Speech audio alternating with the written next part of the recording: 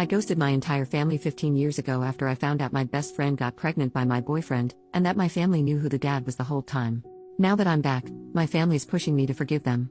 When I, 33F, was 18 years old and in my senior year of high school, I really believed my life was on a good track. I lived with my parents and 4 siblings, 23M, 22M, 20F, 14F, and spent most of my days hanging out with my best friend Ashley, 18F, or my boyfriend of 3 years Kyle, 20M. Both Ashley's and Kyle's parents were best friends with my parents, so I knew both of them since we were in diapers. We spent holidays together, birthdays, and visited each other all the time as we lived in the same town. Ashley's been my friend for 18 years and she truly was the person I trusted with everything. Sometimes our parents would joke that we are connected by the hip as we were together all the time. I've been dating Kyle for the last 3 years. I believed he was the love of my life and the one I would eventually marry. We were quite serious and even talked about getting married after he finished college. He was a sophomore at that point. Although I had every plan on going to university, I was quite content with the idea of being married to Kyle and being a stay-at-home mom. My parents loved Kyle and supported our relationship. I really was happy. I think I should note here that my sister was also dating Kyle's brother and that all our siblings were very close. One day, at the beginning of the school year, I noticed that Ashley was being very melancholic and detached. After a while of prodding, she finally told me she was pregnant.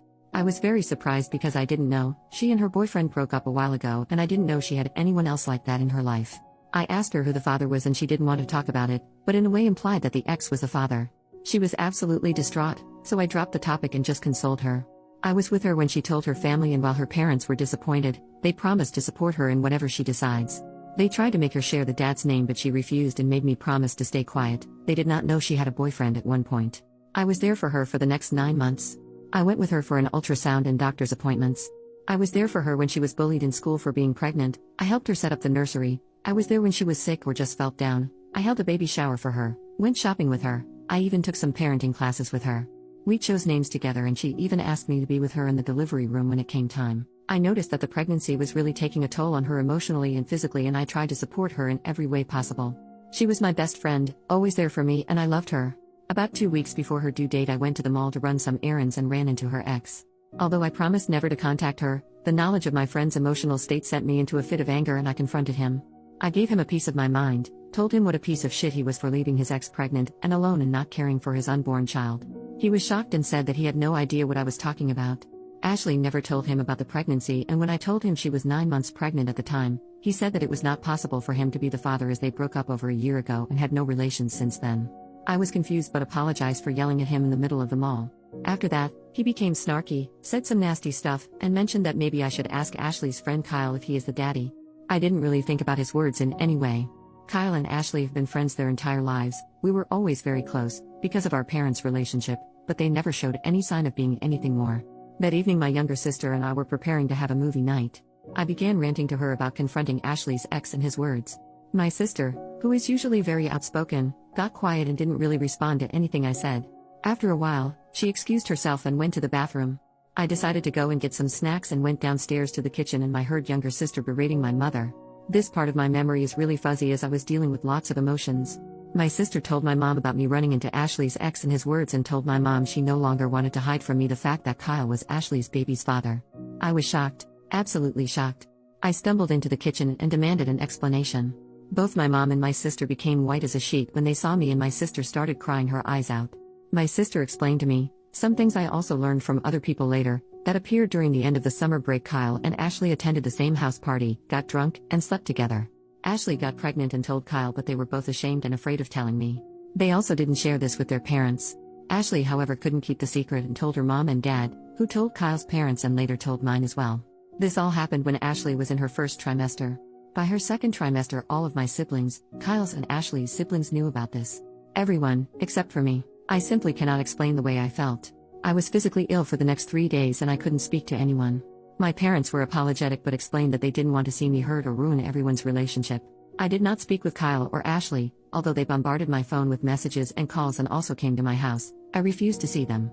At one point Kyle's mom came to our house and my mom allowed her into my room. While I was lying in my bed still ill and just emotionally drained from the betrayal, she tried to convince me to forgive them and how Ashley and the baby need me. I said nothing. 2 weeks later Ashley went into labor.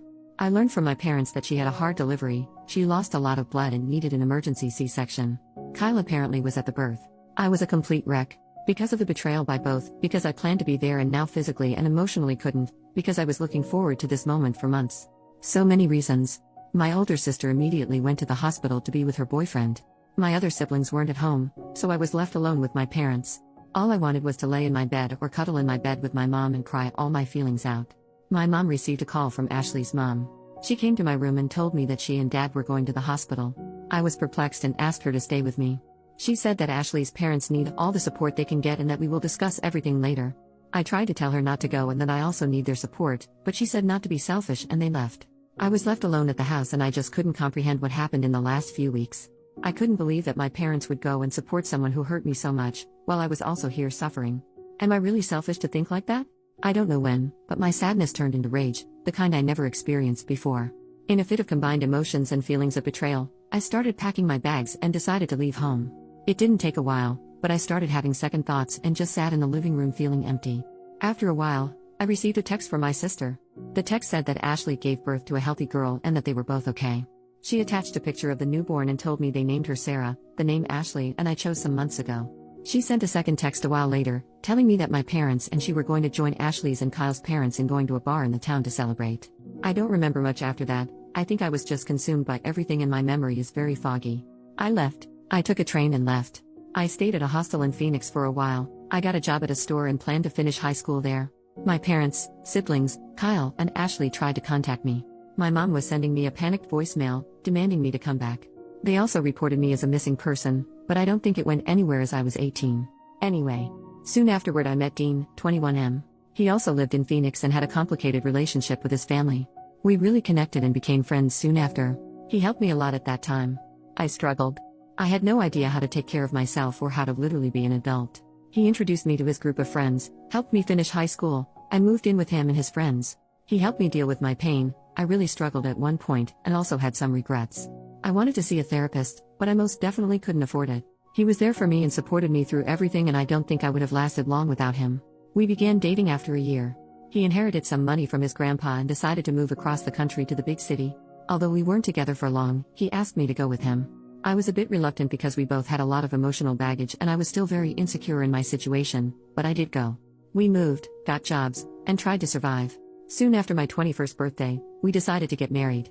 It was a crazy, spontaneous decision, but we did it. I enrolled in university and Dean helped me pay for it. He himself opened a company that took off pretty nicely and we were able to live more comfortably. I was in uni and also worked a part-time job to contribute. We had our ups and downs but somehow survived. After uni, I started working in his company and we slowly built it up. When I look back now, I don't think I was in love with Dean when we got married. I loved him, but I wasn't in love. But he was there for me, always, unconditionally, and today I don't think I could love him more. He is the love of my life. We've been married for 12 years now and we have a 2-year-old son and a 6-month-old son.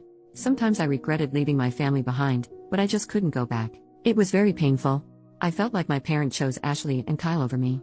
I did go to a therapist when I was 25 and tried to deal with my emotions.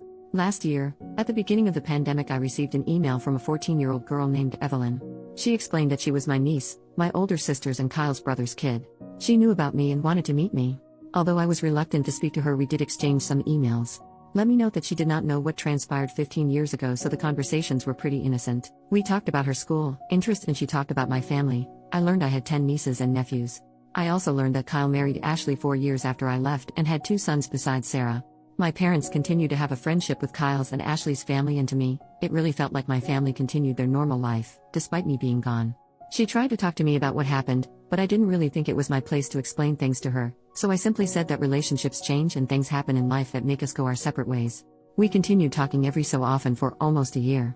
In her email, this January, she expressed how the pandemic had a big effect on her entire family and how my parents were struggling to keep their house and both my brothers lost their jobs and struggled to keep up with the cost. I was surprised at her knowledge of this as she was only 14, but the hardship was also causing tensions between her parents. I started to deal with a lot of guilty feelings and regrets. I also just had my baby, so that was causing me lots of emotions. I talked to my husband and he was very supportive and told me that he would be there for me for whatever I decide. We are financially stable and thankfully the pandemic didn't have a great impact on our finances. We are not rich but are able to live comfortably. After learning some more details and talking with Dean, we decided to help my parent with their house. A week ago we flew back to my home state. I saw my family for the first time in 15 years. I had so many emotions, regrets, pains from the past, feelings of betrayal. My parent was, I think, relieved to see me. It was just such a weird day. We had a lengthy conversation and agreed to try and have some sort of cordial relationship. It's been so long and I am very awkward with them. Sometimes they feel like strangers. Dean and I spent a week there and we continued to have a conversation, and I truly believe that we were on a path to having a friendly, yet distant relationship. But that my mom started insisting I have a sit-down conversation with Kyle and Ashley. She explained that she wants to go back to the way things were. I told her I refused to talk to them. Although I moved on, I simply have no ties with them now and don't want to rehash anything with them. I told her I am prepared to try and establish a relationship with them as they are my family, and I truly came to care for my niece, but that I don't want anything to do with Kyle, Ashley, or their family. I never demanded them to cease their relationship with their friends, but I don't want one. Dean supports me. My mom called me selfishly and said that I simply must try and heal our relationship. I told her I will not negotiate and that it's on her to decide whether or not she wants to have a relationship with me. She said okay. But 2 days later I received a phone call from Kyle's mom. I never gave her my number and she demanded, I talk with Kyle and Ashley as my return caused tensions in their relationship and their emotional health. I hung up. I called my mom and confronted her. Apparently, she gave that woman my number to heal our family bonds. I told her that she is choosing them over me again. She cried and yelled at me that I am selfish and that she just wants her family back. I just hung up. It's been days since I spoke to any of them, although my mom and Kyle's mom keep on calling. Although I think I am right and I believe I should prioritize my well-being and the well-being and happiness of my husband, who has been behind me 100% and even told my mom off, and my sons, I am starting to have some regrets. I don't know if I should listen to my mom and speak to Ashley and Kyle. I question whether I was overreacting 15 years ago. I'm questioning whether I'm truly being selfish for not actively trying to repair the relationship. I would really appreciate any advice or opinion on what to do in this situation. Suddenly I am questioning the entire course of my life. I am so lost and I don't know what to do. First update, my gosh, it's been 2 years since I posted this. A lot of people have been asking me for an update. First of all, I want to thank all of the wonderful people who have been sending me updates and lovely messages. I'm truly grateful. A lot of things have happened in the last few years, not all great. Without making this 100 pages long, I never mentioned my little sister in my original post. Her relationship with my parents went downhill after I left home, and she went no contact with them when she was 20. I received her number from our older sister, and although it was awkward at first, it's been 15 years after all, we did start speaking again. She was very angry at me for leaving. A lot has happened in her life, and it wasn't the easiest. She has a toddler and a baby of her own, and I have to say that the kids have helped us bond again. She's my best friend and we talk every day. As for my other siblings, I'm in regular contact with both my brothers, although we aren't close. My older sister and I have a good relationship now, but last year we've had a longer period of not speaking. As she is married to Kyle's brother, it was hard for her to deal with all ours and their family drama. We are cool now and I have a lovely relationship with my nieces and nephews. I didn't go to my niece's birthday party. It just seemed like it would be too hard for me. Now to my parents. This one is a little painful for me to write, and at the time it felt like I was reliving all those crappy emotions I had at 18. My mom didn't let up with her pestering over me not talking with Kyle and Ashley. Her calls for that continued for months, even after I was home again. It bordered on emotional blackmail. She blamed me for not honoring her wishes for her friendship problems and health problems, and even accused me of keeping her grandbabies from her. Last June I had my daughter and it seems like that sent her completely over the rail. What I mean by that, 100 plus calls a day, messages every 20 minutes to pester me about random things, sending me updates about people I never want to know about. When she started pestering Dean, I was done. I was afraid to block her, so I spoke to my father. This was probably the first time in the last 17 years that we had a true heart-to-heart conversation. I was emotionally drained, tired from caring for 3 children, and just over everything. I've probably poured all my feeling and emotions onto him. I don't know what happened to them afterward. He doesn't speak much about it. Her calls slowly ceased and something else must have happened because in August he filed for a divorce. My father and I are in regular contact, although I don't think we'll ever be back to normal. Mom is devastated. In August her calls became insane, and apparently not just with me. I've changed my number since then, and as of February, she has not been able to reach me.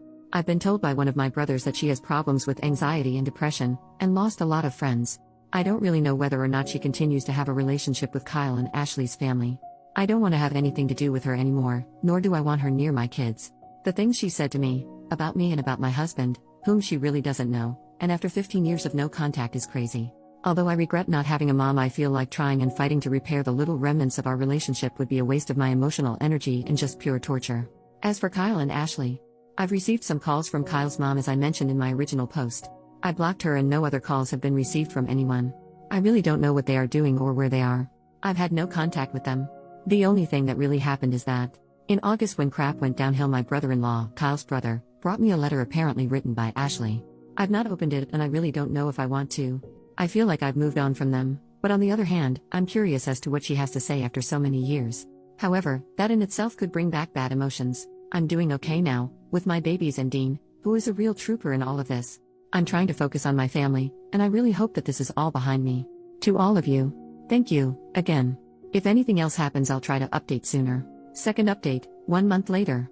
Dear everyone, I have no idea if anyone will see this, but during the last few months since I posted my update, I have received many messages with advice and words of support. I have no way of thanking you, but know that your words truly mean a lot to me. I try to reply to everyone, but it sometimes takes me a while. A lot of questions have been asked in these messages and I can't answer them all at this time. I plan on updating soon. Just to quickly answer the most common ones. 1. I have not read the letter yet. Soon after updating, I started therapy again in Dean and I decided that it would be best if I gave the letter to my therapist and let him decide when and if I am ever ready to read it. 2. I have not spoken to my mom since the update. I've received messages on Facebook from her and Ashley's mom, which is a first. The latter I didn't even read. I've since deactivated my Facebook for the time being. 3. Neither Kyle nor Ashley tried to contact me via any social media. The only thing I know is that Kyle was asking my brother-in-law for my address or number, but brother-in-law refused them.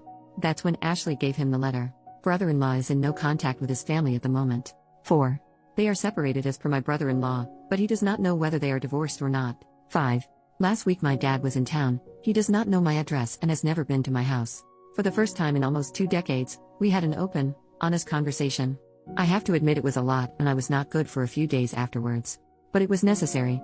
I learned a lot about my mom. A lot of you tried to imply there must have been something in her past to make her the way she is, and the time between them learning Ashley was pregnant and my return 2 years ago. It's a lot to unpack and I'll probably be in therapy for a long time. It's a lot really, so I'll have to write a separate update. 6. Also, my little sister. She was not at fault and I never blamed her for hiding the secret from me. She was a teen and she knew it was wrong, but she was put under a lot of pressure by our mom. After I left, her life was hell and our mom was insufferable and blamed her for a lot of things. Again, thank you for your words of support and encouragement. Lots of you sent words for Dean as well and he has read them.